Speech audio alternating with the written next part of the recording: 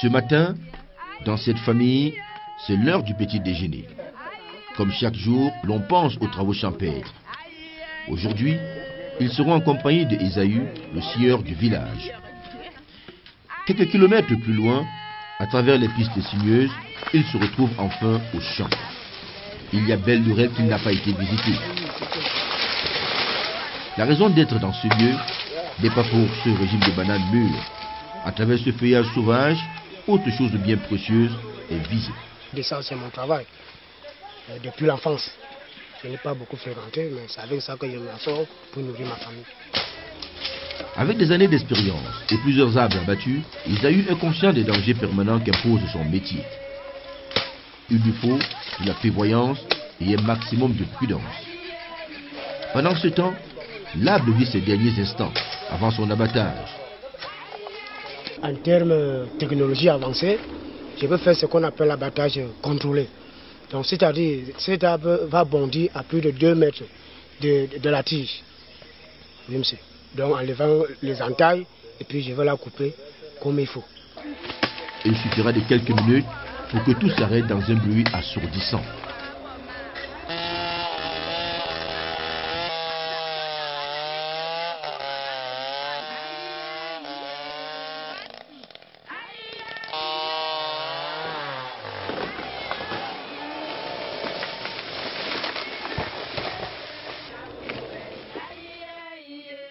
Le même sort est réservé à l'autre arbre qui, qu'importe sa taille et sa grosseur, tout est fin prêt pour satisfaire les attentes des propriétaires des lieux.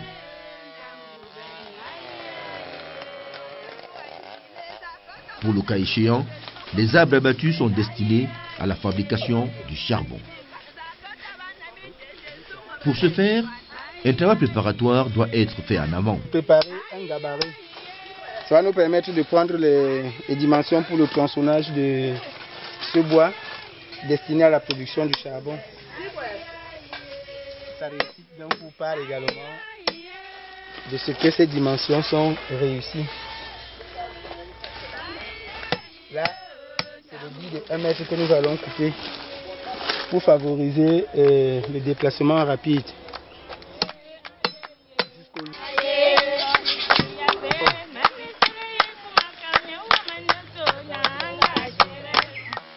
Pendant des heures, les arbres abattus sont tronçonnés dans la mesure utilitaire.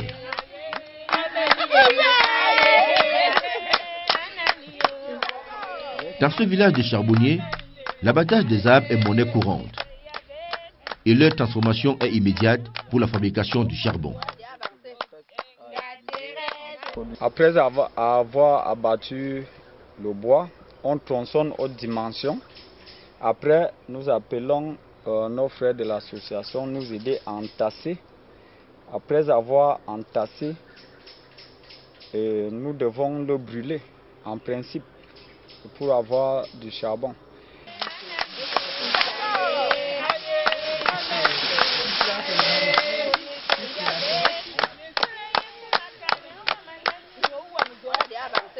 J'utilise la paille pour couvrir la plantée parce qu'il faut faire du charbon de bois. Donc si ce n'est pas couvert comme ça là, ça va devenir en cendre. Je n'aurai rien dans ma production.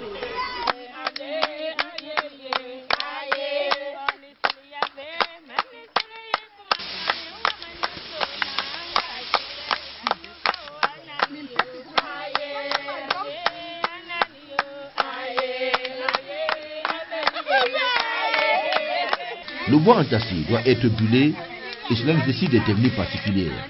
La construction de fours pour conserver la chaleur et faciliter la carbonisation. Entre les billes et les branches de palmier, là, c'est la terre qui vient de ce côté-là. Ça permet donc que le foyer, le feu ne prenne pas les palmiers ici. Et les palmiers maintiennent la terre. Ouais, du feu dedans. Ça minimum 4 jours. Après 4 jours de carbonisation, l'on peut récupérer ainsi le charbon et le conserver. Ça, ce n'est encore qu'un remplissage partiel. Parce que quand on attache, avant d'attacher, il faudra encore ajouter quelques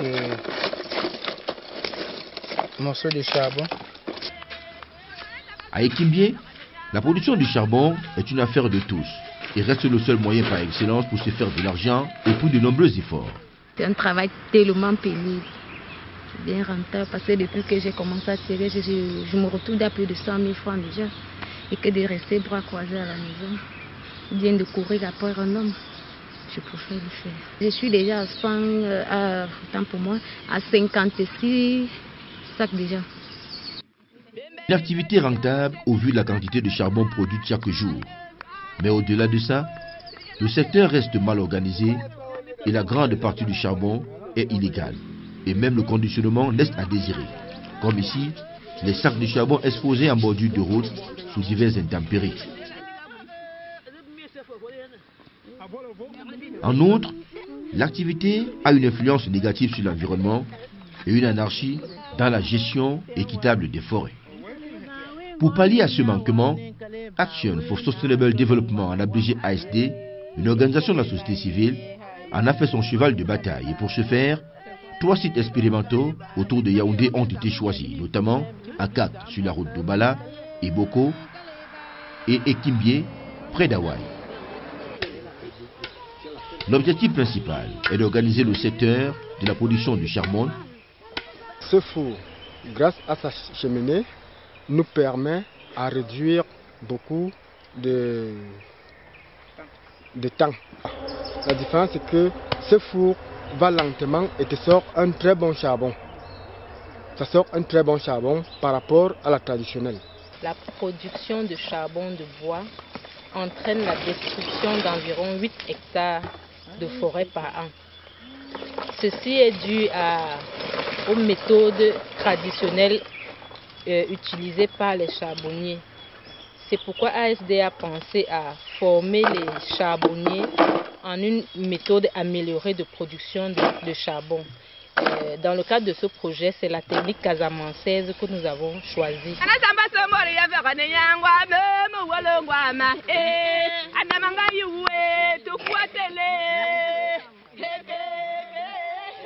Les éléments polluants et les gaz à effet de serre sont condensés et récupérés. Donc nous jouons là sur l'environnement en réduisant la pollution atmosphérique. En somme, la technique casamançaise que nous apprenons aux charbonniers permet d'éviter environ 210 kg de carbone par tonne de charbon produit, soit 750 kg de CO2 évité par tonne de charbon produit.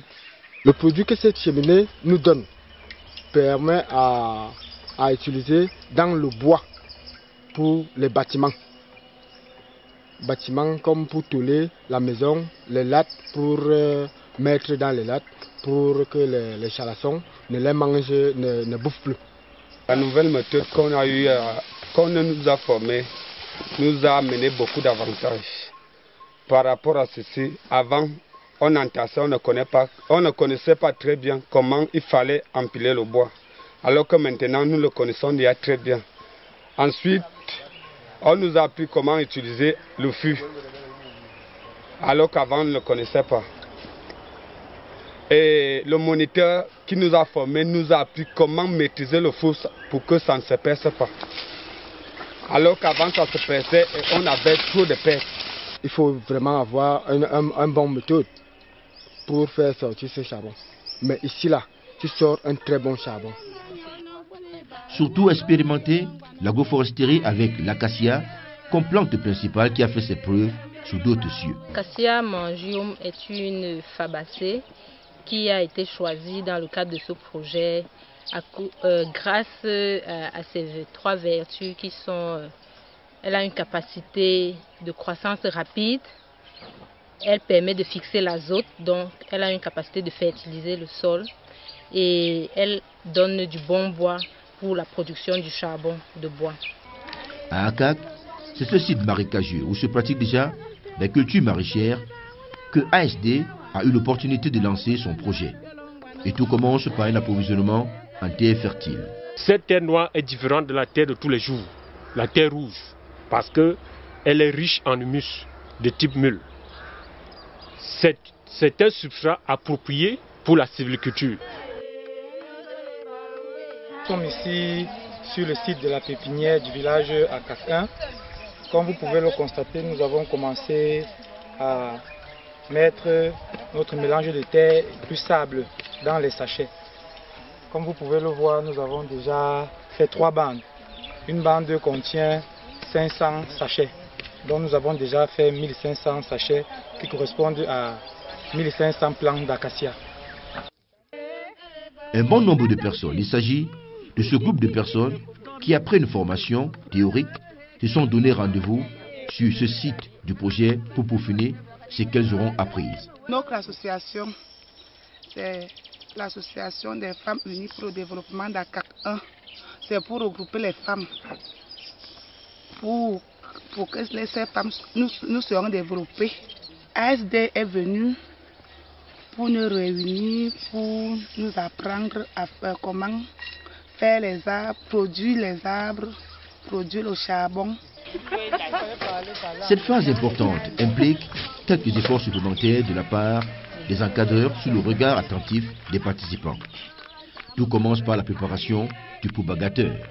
Vous vous souvenez à la phase théorique, nous avons dit que l'acacia est une plante ou encore une légumineuse de couverture. Notre plante est dans la même famille que l'arachide. On verse les graines en suivant toute une ligne qu'on peut appeler un lit. Plutôt le substrat. Nous sommes d'accord? Ce qui est plus important pour nous, c'est le jeune plant qui va sortir. On lève la dormance. On lève la dormance. Parce qu'on s'est rendu compte que quand vous levez la dormance en passant par le feu, si vous mettez dans la sciure, vous avez la même chose que quand vous n'avez pas levé. Vous arrosez, en fonction de comment vous avez mis vos graines. On a mis en lit de sciure parallèle. Donc vous arrosez aussi parallèlement. Pour ne pas que pendant les jours très ensoleillés, la chaleur du soleil fasse sécher complètement le substrat et les graines. Sachant que les populations n'ont pas encore cette habitude de planter les arbres, il a fallu que nous introduisions le bananier plantain pour encourager la motivation que les populations ont présentée. On a dit que nous essayons d'enlever la toute première feuille à partir de la base.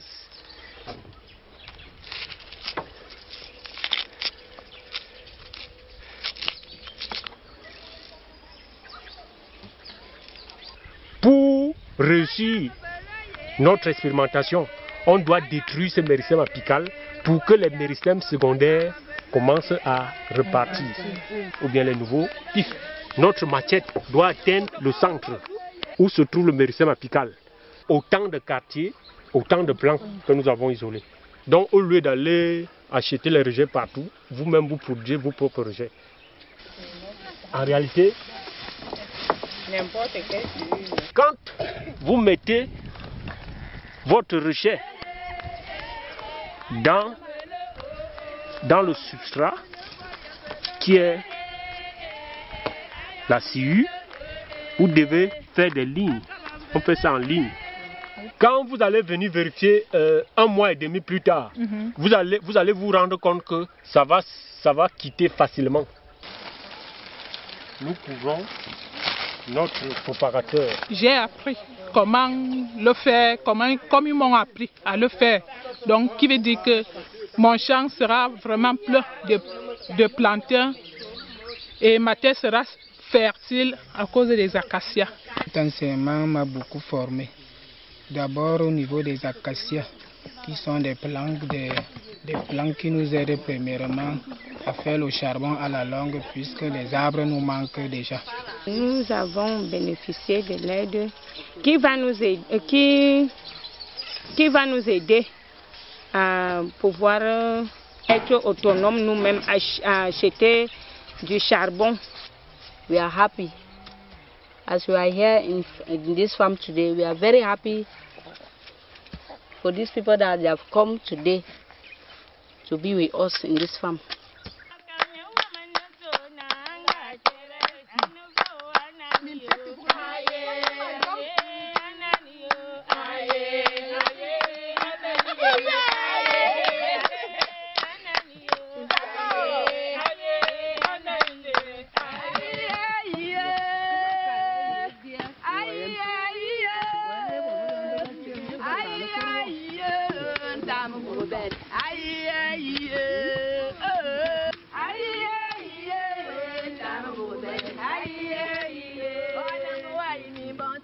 Une joie qui se prolonge sous les autres sites du projet à Ikimbie, village situé à l'axe central, Yaoundé-Bertois.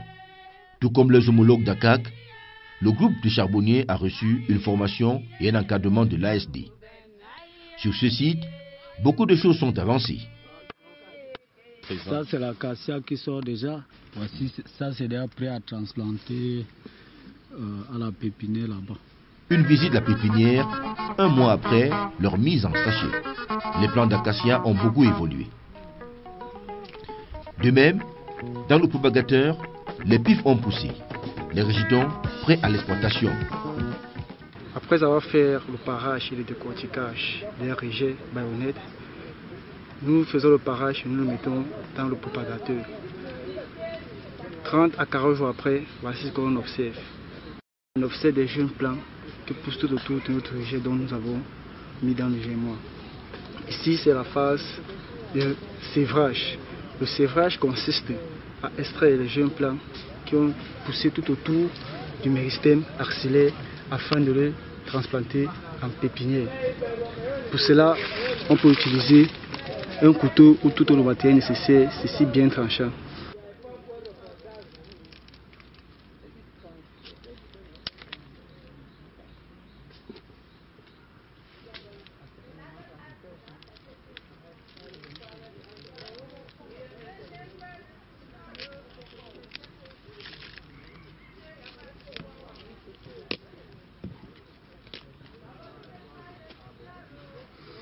Là, nous avons sévré ces deux plants. Le sévrage constitue les plants qui portent environ 3 à 5 feuilles. Ceci, nous allons remettre dans le propagateur. Environ 10 jours, nous allons revenir pour pouvoir continuer le sévrage.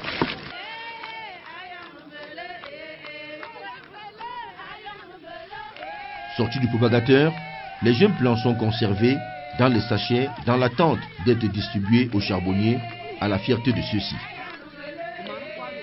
Ce qui nous a motivés pour faire ça, puisqu'on voit qu'on abat les arbres et ça finit. Et comme on nous a donné le projet de reboisement pour replanter les arbres, ça nous permet que, même si nous sommes vieux, nos enfants viendront utiliser ces arbres. Voilà pourquoi nous sommes entrés dans ce projet. Deuxièmement, on avait les problèmes pour les rejets de bananiers. On nous a montré comment tu peux transformer un rejet en plusieurs rejets. Puisque un rejet nous donne même au moins 17 à 20 rejets.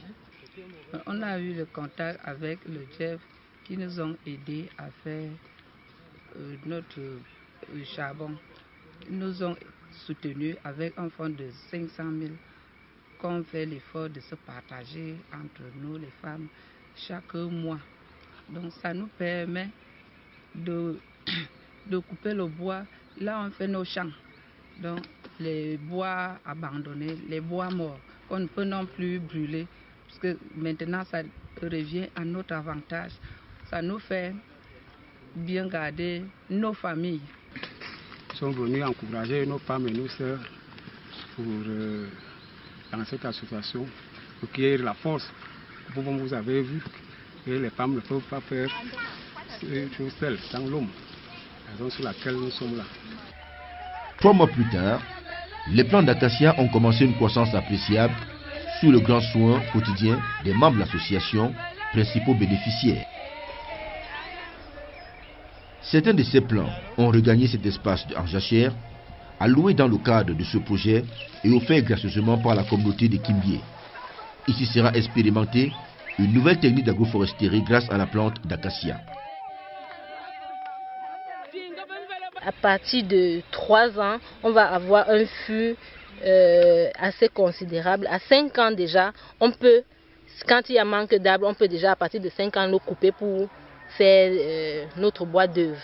En le mettant avec les cultures, c'est que même si la parcelle est une parcelle déjà, le sol est déjà faible, fatigué, l'azote que fixe l'acacia manjoum permet de restaurer le sol. Mon champ a évolué. On nous a partagé les plants d'acacia manjoum pour le reboisement. Comme nous faisons le charbon, et nous devons remplacer les arbres que nous coupons. Voici mon champ. J'ai dû planter mes plantes dans mon champ de manioc, à tel point que l'acacia manjoum, ça donne la production.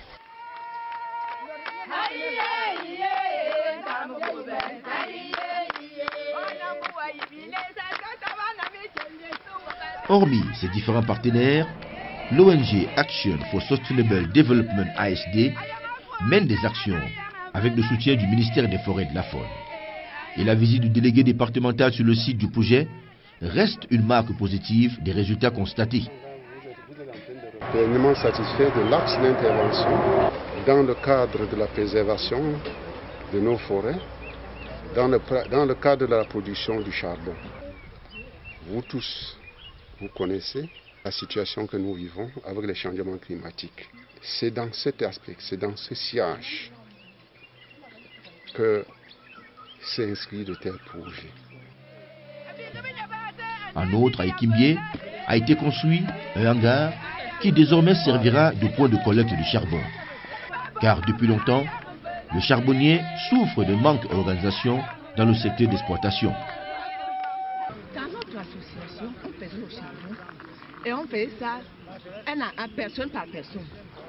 Ce qui fait que le travail, on était tellement... Il y avait trop de travail. Maintenant, nous travaillons déjà en groupe. Et le projet là nous permet maintenant de faire les ventes sur place. Puisqu'on faisait les ventes, toi tu pars à Yaoundé d'abord, il y a la police, l'eau et forêt et la voiture. La mairie aussi nous bouffait. Maintenant, ça nous permet de vendre notre charbon ici sur place. Je remercie l'ASD, le GEF et SGP pour leur contribution au développement de ces villages. L'organisme qui nous a donné ce hangar a bien fait. Pourquoi? Parce qu'on est dans un axe lourd où la majorité des charbonniers exposaient leurs produits en bordure de la route. Et actuellement, qu'on aura un hangar de commercialisation, je crois qu'à ce niveau-ci, il n'y aura plus d'accidents provenant des usagers qui souhaitent payer le charbon. Revenu à mi-parcours du projet de reboisement et de protection de l'environnement, le bilan élogieux et satisfaisant encourage le coordonnateur de l'ASD. La grande partie du charbon de bois qu'on trouve dans les marchés de la ville de Yaoundé est d'origine illégale.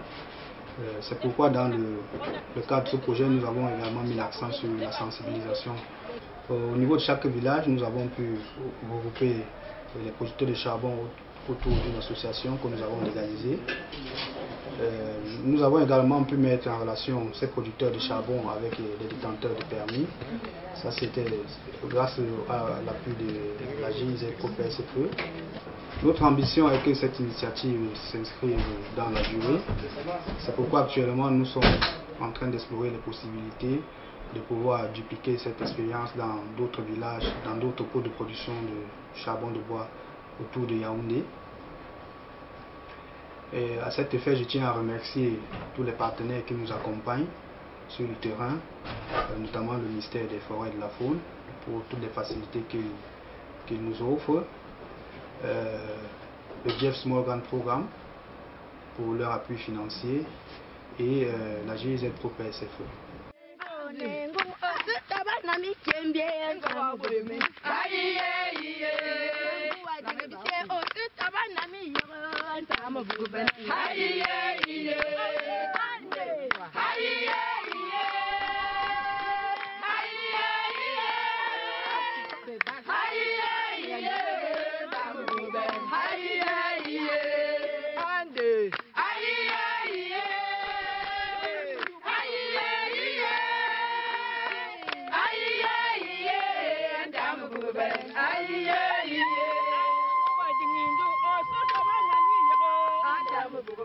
Aye, aye, aye.